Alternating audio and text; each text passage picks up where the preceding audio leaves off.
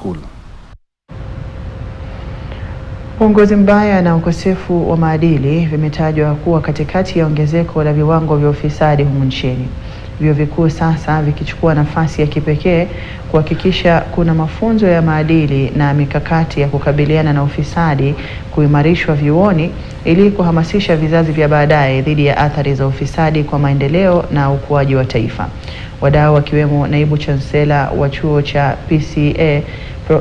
PSC Profesa Danias Kiambi amekariri kuwa vyuo vikuu haviwezi kusalia kimya wakati ufisadi na viongozi wabadhirifu wanazidi kukita kambi kwenye taifa na kutishia ufanyaji kazi na hata vile vile kuongeza ufisadi kwenye utoaji wa huduma.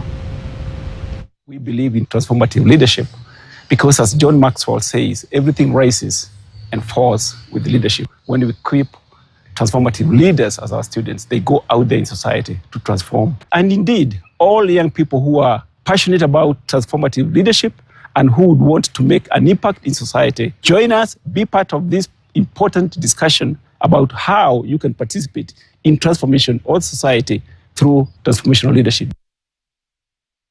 Zaidi ya